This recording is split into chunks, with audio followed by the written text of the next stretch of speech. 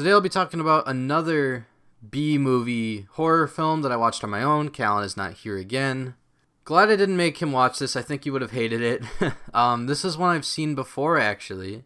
I remember watching it during school and being relatively creeped out by it. Mostly that poster image really stuck with me. The main villain is extremely good in this. And I found myself trying to find it again and then actually rewatching it. It wasn't even my intention, but I just felt like I needed to refresh it in my memory again, and I wanted to talk about it, so here we go. So like I said, this is very B-movie or very indie. It's one of those film festival winners. I don't know if it won anything, but it's definitely an entry for one. And I think it actually originally went under the name Slumlord, and I think that might be a better name for this, because really the plot revolves around a newly married young couple moving into a home, and the landlord is a creep who puts cameras up and watches them shower, puts cameras in the toilet, that kind of thing. Genuinely really creepy concept. That concept alone, it's great horror movie material, and I think this movie handles it pretty well. I don't see how it could have been done much better, because it's really grounded in reality. And that's definitely the angle they needed to stick with here. And actually, the villain isn't even the main issue going on. It really feels like two conflicting movies at points. And that might be a negative, might be a positive. I really didn't find it too distracting, but the married couple's actually going through some rough times right off the bat. She's pregnant, and he's cheating on her with his assistant at work. He's telling his best friend, yeah, I don't really think this is working. The wife is kind of the main character, and she thinks everything's going great. And this plot really takes place the majority of the movie. The only time there's horror or we see the main villain, it's cutting to him away in his little private room where he has all the cameras up and he's watching them. It switches to the perspective of the camera while she's showering or while they're in bed together. So that's kind of where the horror comes from. There's also times where he comes to their house while they're at work, and then he either adds new cameras or a big point of the film is he's setting up this kind of dungeon in their basement without them really knowing. And that's really creepy. The dude looks really disgusting for this part. It looks really good. He has the big creeper glasses, no hair. And, no offense to the actor, I don't know if there's any makeup involved or anything, but his body is just really kind of misformed. It's just, he looks very gross for this part. It's perfect. Honestly, as soon as I saw that was my landlord, I would be out of there. Even the wife is telling her husband, that guy is creepy and he smells like shit. And he's just oh, don't worry about it. I mean, he's cheating on her. He clearly doesn't care about her, so obviously he's not going to listen to what she's saying. So that's what we're given. A cheating kind of new family plot intercut with this creepy dude spying on them. Now where it comes together is at a point where the girl that he is cheating on his wife with shows up at their house while they're not home, and the creepy guy decides to come and lock her in the basement, basically. Chain her up on a mattress, and he soundproofed the door. So now this young couple, they're kind of she's becoming suspicious of him for cheating on her. And that's where the tension's really building. And now the girl that he's cheating on her with is locked in their own basement without them knowing. So it's just kind of that creepy, without them knowing, there's so much more going on here. And it all accumulates at the very end when the girl in the basement escapes. They find her, and the creepy guy, obviously he has the camera set on her, so he drives over, and he goes around the house trying to kill everyone because they know about him and his plans, and he's got to get rid of them all. He kills everyone except for the pregnant wife. She is locked away in the dude's house, the guy where he's watching the cameras from. And the last shot of the movie, I swear, this whole thing felt like a black comedy. Because he's driving his van, and he looks next to him in the passenger seat, and he's want some fries? And he's holding the fries out to the girl's baby. He's raising the girl's baby as his own. And it was just such a funny shot. Like, it's a creepy concept, but the way he just says, want some fries? And that's kind of the vibe I got throughout. Definitely black comedy, not like laugh out loud funny, but just some of the dialogue and the way they act. I don't know, stuff like that. Another huge point that I liked about this movie, there's a dog, right? They have the family dog. I'm like, oh, there's the first death. He's going to kill the dog. Nope, they don't kill a dog in a horror movie. Thank God, finally. What he actually does instead is every time he comes over while they're at work and the dog's barking at him, he shuts up the dog by giving him some fast food. And that's genius. Like, he doesn't have to kill it, just distracted for a while he does his work. And the dog ends up loving him. Every time he comes over, the dog gets really excited because he knows he's going to get some fast food. It's such a cute little dynamic. The other big point that I really liked is the villain. He doesn't talk a lot, like whenever he's interacting with the normal characters, but he does speak, and he sounds like relatively normal. He's not just like an all-out creep. Like, you can see how people would trust him, or at least like feel bad for him or something. He could hold normal conversations, and I just feel like in horror movies the villain was always just like so monstrous, and it's like anyone who would see him or talk to him would be like, oh, you're definitely a murderer. But no, he seemed just like a lonely, depressed older guy. They even show him at like the hardware store buying like the chains to tie up the girl, but he's just kind of posing it as like he's buying a collar for his Great Dane. I thought that was a really funny like line. So they really humanized the villain, and obviously he's a horrible person. He was obsessed with this family, and he tied up one of them, or this girl in their basement without their knowledge. But I found it added to like the horror of it because it's such a realistic situation. Like, this could happen to anyone.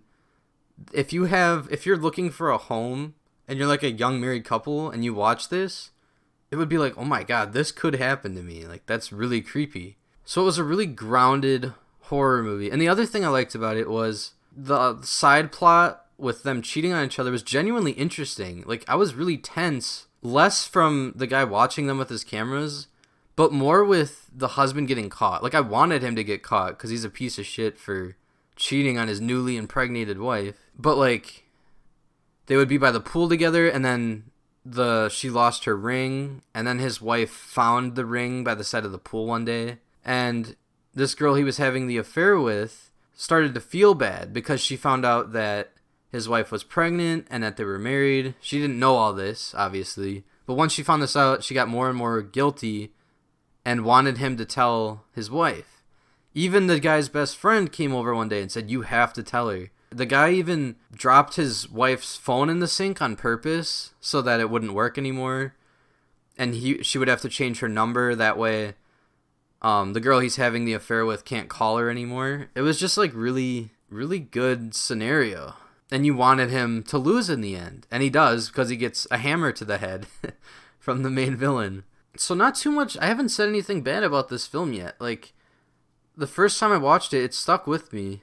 So much so that I watched it again all these years later. If there was anything I would say is bad, it did feel pretty long. It was an hour 30. And while I did enjoy that side plot of like the affair and stuff, in the end, it really felt unnecessary because they all just get murdered and that's it. Like, nothing really came of it. It felt pointless. I kind of wish there was more creepy interactions between the landlord and the tenants. Like, I wish there was more moments where he came over and he would do something suspicious. Like, he would adjust the camera, or maybe they would notice a camera earlier on. The landlord was only a factor at the very end, once he came over and just started killing them all. I guess at the end of the day, I'm also just kind of left wishing that they really leaned more into the horror element. It ended up being like a black comedy in the end, kind of, with that last shot. But if they just leaned a tad more into like the horror, this could have been really terrifying. I didn't even mention that there's a part where he goes into their house and he's just like going through her drawer and stuff, and he takes her toothbrush and starts brushing his teeth with it and like rubbing it on his face. And that was so I actually like flinched from that.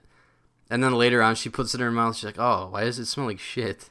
That was really gross. I wish there was more moments like that, but unfortunately it was like they kind of traded off to make it a little lighter. If that was the right choice or not, I don't know. Maybe it was executed better this way. So I would say 7 out of 10. It was a good movie. Nothing like groundbreaking or like completely unique or anything. But if you're in a situation similar to this film, like I said, like you could relate to it, I think you could legit find it horrifying. It would be really scary. And it was just like a fun, kind of shorter one to watch. You really don't have to take it that seriously. And I would watch it again. I have a feeling Rotten Tomatoes is going to rip it to shreds, but we'll see. Wow, I actually agree more with the critics than with the audience on this one. I mean, it's very few reviews, obviously, but... An expecting couple move into a house unbeknownst to them is outfitted with many hidden cameras operated by the creepy landlord. Besides the above storyline, the story of the couple and the relationship was just as interesting. The dude playing the landlord was suitably disturbing looking.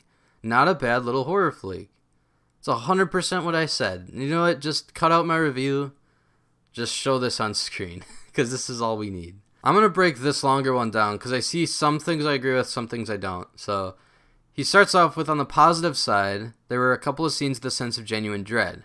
A good jump scare. I forgot about that. There was only one jump scare in the whole film, I'm pretty sure. It was pretty predictable. It's just the landlord jumping out of the shadows at someone while they're in the house. It's like, at least it didn't play like an overly loud sound over it, you know, like most newer films do.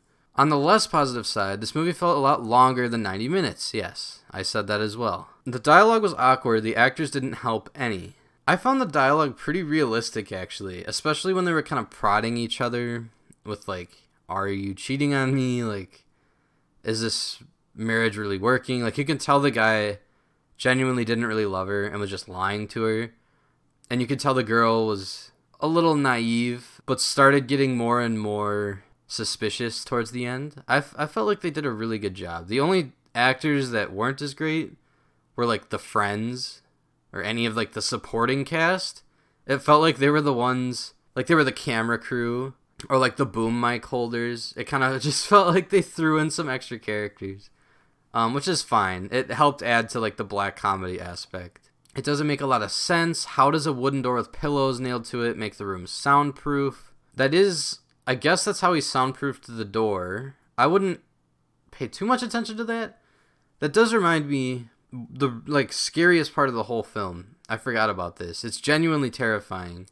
I don't think another film has done this, not one that I've seen. But when the girl is down there, the landlord comes to check up on her. When he opens the door, she's like screaming. And when he closes it behind him, the screaming stops because it's soundproof. And then he comes back out again, you hear just like wailing and screaming.